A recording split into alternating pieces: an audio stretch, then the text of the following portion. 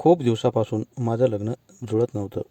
लग्नाचं वय होऊन देखील माझं कुठेही जमत नाही, यामुळे माझे आईवडील नाराज झाले होते.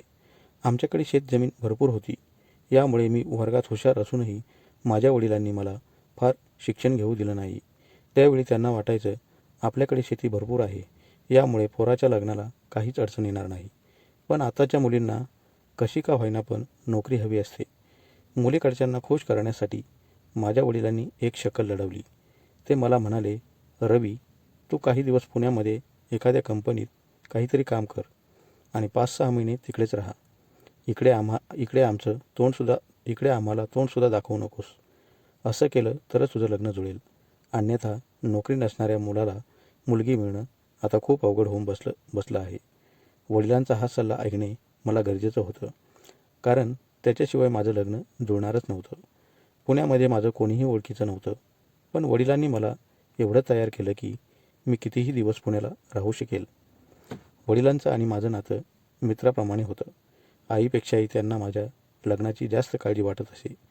अखेर मी पुण्याला एका कंपनीत कामाला निघालो, तेव्हा माझ्या वडिलांच्या डोळ्यातून टचकन पाणी आले होते.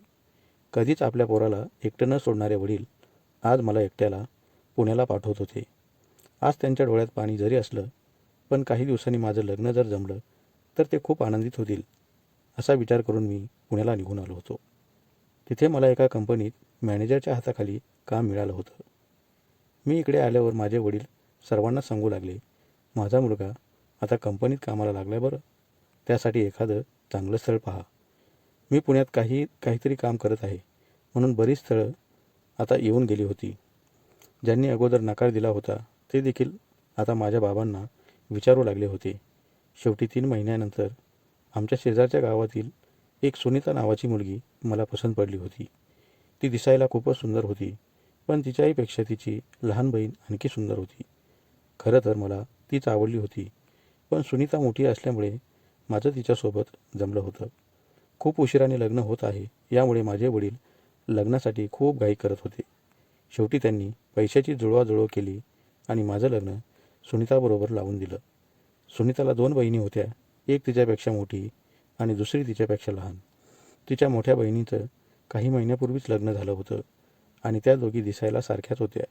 लग्नानंतर तिच्या वडिलांना वाटायचं मुलगा कामाला पुण्यात असल्याने त्याने तिकडे घेऊन जावं, पण मी फक्त लग्नापुरतंच पुण्यात राहिलो होतो. खूप दिवस होऊनही मी पुण्याला जात नाही हे त्यांना कळल्यावर ते आमच्यावर खूप नाराज झाले होते. माझे वडील त्यांना सांगायचे, आता पुण्याला जायची गरज नाही, इकडेच भरपूर शेती आहे, यामुळे ते दोघं इथेच राहतील.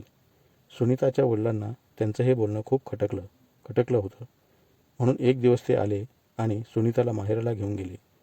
लग्नानंतर मी वैवाहिक जीवनाला नुकतीच सुरुवात केली होती आणि आता बायकोही माहेराला गेली होती. आम्हाला वाटलं सुनीता 4-8 दिवसात माझ्याकडे येईल, पण 1 महिना उलटून गेला होता तरी ती आमच्याकडे आली नव्हती. त्यामुळे एक दिवस मी तिच्याकडे जायचं ठरवलं. या दिवशी मुद्दाम मी माझ्या वडिलांना सांगितलं नाही. मी एकटाच गाडीवर गेलो होतो. त्यांचं घर शेतामध्ये होतं. दुपारची वेळ होती. तिचे आई बाबा शेतात गेले होते. बाहेरच्या पडवीमध्ये एका बेडवर मला सुनीता झोपलेली दिसली. थंडीचे दिवस असल्यामुळे तिने अंगावर घेतलं होतं. लग्नानंतर माझा 1 महिना गॅप पडल्यानंतर मला वाटलं आता सुनीताच्या शेजारी जाऊन झोपावं. असा विचार करून मी आजूबाजूला पाहिलं. जवळपास कोणीही नव्हतं. मला वाटलं आता चांगली संधी मिळाली तर या संधीचं सोनं करून घ्यावं. यामुळे मी तिच्या अंथरुणात घुसलो. मी आपल्या नेहमीप्रमाणे थोडं जोमातच होतो.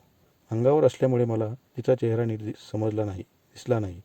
शेवटी बऱ्याच वेळानंतर ती मला म्हणाली, अहो भाऊजी, मी सुनीताची बहीण आहे, तुमचा रॉंग नंबर लागला आहे.